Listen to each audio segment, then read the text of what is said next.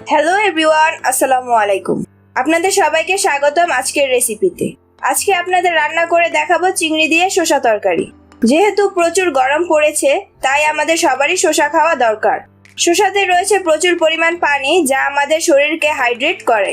শসাতে vitamin রয়েছে। শসা রক্ত শর্করা নিয়ন্ত্রণ করে, রক্তচাপ কমায়, হার্টের সুরক্ষায়ও কাজ করে। তাই আমাদের সবারই শসা খাওয়া উচিত।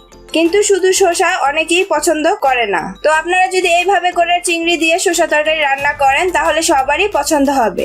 এটা খেতে যেমন সুস্বাদু তেমনি মজা। আশা করছি আপনাদের সবারই ভালো লাগবে। ভালো লাগলে লাইক, কমেন্ট, বেশি বেশি শেয়ার করবেন। চ্যানেলটি সাবস্ক্রাইব ও বেল আইকনে প্রেস করে পাশে থাকবেন। আমি এখানে 1 কেজি শসা নিয়েছি। শসাগুলো ভালো করে ধুয়ে ছিলে ছোট ছোট পিস করে কেটে নিয়েছি।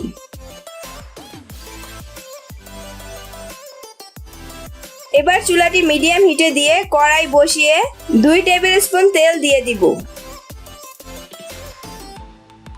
তেলটি একটু গরম হয়ে আসলে 2টা পেঁয়াজ কুচি করে দিয়ে দিব। এখন পেঁয়াজগুলো একটু ভেজে নিব।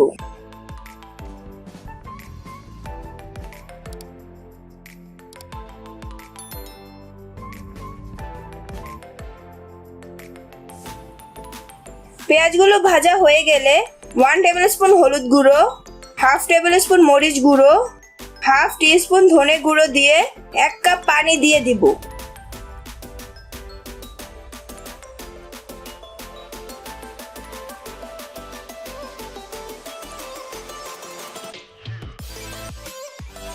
এখন ভালো করে কষিয়ে নিতে হবে।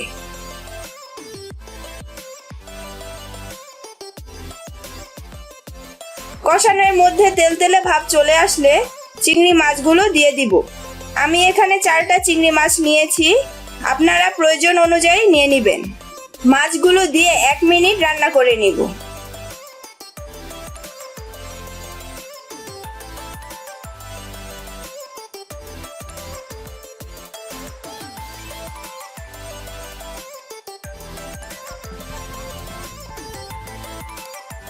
এখন শসাগুলো দিয়ে ভালো করে মিশিয়ে নিব।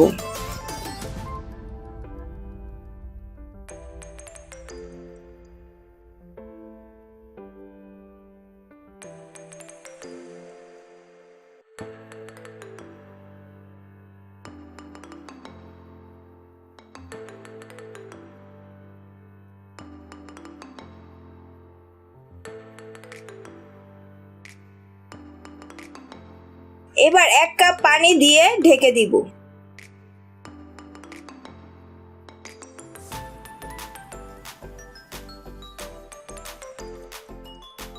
6-7 মিনিট ঢেকে রাখবো।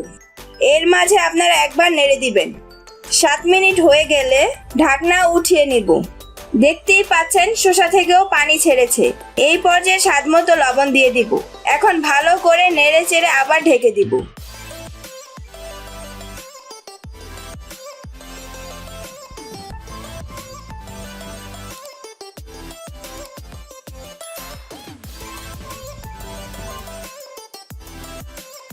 এবার 4-5 মিনিট রান্না করে শসাগুলো সিদ্ধ করে নিব।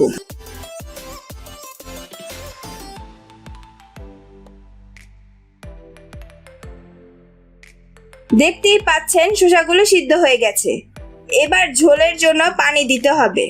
আমি এখানে 1.5 কাপ পানি দিয়েছি, আপনারা প্রয়োজন অনুযায়ী দিয়ে দিবেন।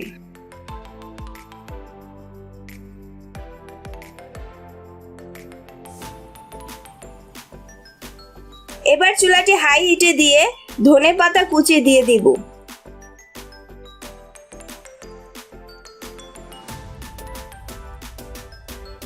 এখন 4-5টা বলক আসা পর্যন্ত অপেক্ষা করব।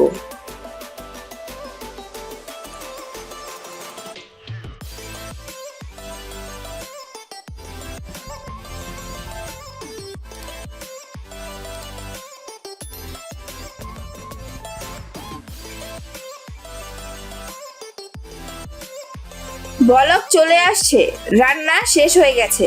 এখন চুলাটি অফ করে দিব। তৈরি হয়ে গেল সুস্বাদু চিংড়ি দিয়ে শসা তরকারি।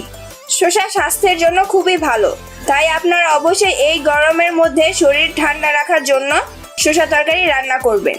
আপনাদের অবশ্যই অনেক ভালো লাগবে। রেসিপিটি ভালো লাগলে লাইক করবেন, কমেন্ট করে জানাবেন কেমন হয়েছে, বেশি বেশি শেয়ার করবেন। নতুন নতুন আরো মজাদার রেসিপি পেতে চ্যানেলটি সাবস্ক্রাইব ও বেল আইকনে প্রেস করবেন। আল্লাহ হাফেজ।